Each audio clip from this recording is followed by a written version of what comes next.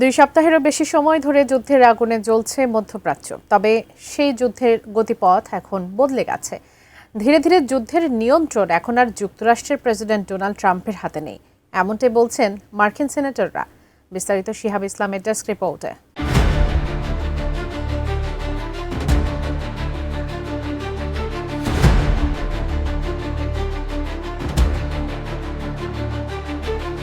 যুক্তরাষ্ট্র ও ইসরায়েলের সঙ্গে ইরানের টানা 2 সপ্তাহ পাল্টাপাল্টি হামলার পরও থামছে না মধ্যপ্রাচ্যের উত্তাপ। ইরানের গুরুত্বপূর্ণ স্থাপনাগুলোতে যেমন হামলা অব্যাহত রেখেছে যুক্তরাষ্ট্র, তেমনি জবাবে ইরানও যুক্তরাষ্ট্রের স্বার্থ সংশ্লিষ্ট জায়গায় হামলা করে যাচ্ছে। একই সাথে বন্ধ করে দিয়েছে হরমুজ প্রণালী। এই অবস্থায় মার্কিন সিনেটর ক্রিস মার্ফি সতর্ক করেছেন, ইরানের বিরুদ্ধে যুদ্ধের মাধ্যমে যুক্তরাষ্ট্র ও ইসরায়েল মধ্যপ্রাচ্যে এক বিপজ্জনক সংকটের দিকে ঠেলে দিয়েছে। তার মতে, প্রেসিডেন্ট ডোনাল্ড ট্রাম্প এই সংঘাতের উপর নিয়ন্ত্রণ হারিয়ে ফেলেছেন এবং এতে বৃহত্তর আঞ্চলিক যুদ্ধের আশঙ্কা তৈরি হয়েছে। আমি বুঝি নির্মাণের শিল্প, সালাম স্টিল বোঝে durability. Salam steel, most durable steel.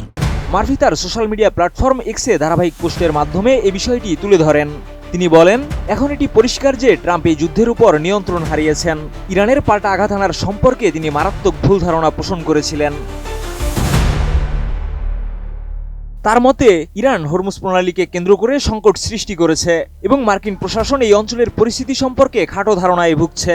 Murphy জানান, ট্রাম্প বিশ্বাস করেছিলেন যে ইরান হরমুজ প্রণালী বন্ধ করবে না, কিন্তু ইরান ইতিমধ্যে এই নৌপথে তেল পরিবহন ব্যাহত করতে সক্ষম হয়েছে, যার ফলে বিশ্বব্যাপী তেলের দাম আকাশচুম্বী হয়ে উঠেছে।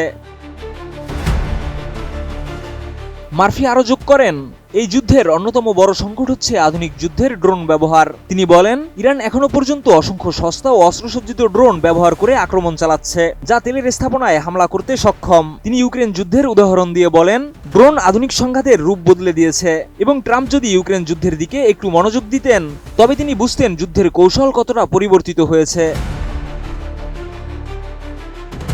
সিনেটর মার্ফি সতর্ক করে বলেন, এই সংঘাত এখন শুধু ইরান ও যুক্তরাষ্ট্রের মধ্যে সীমাবদ্ধ নেই।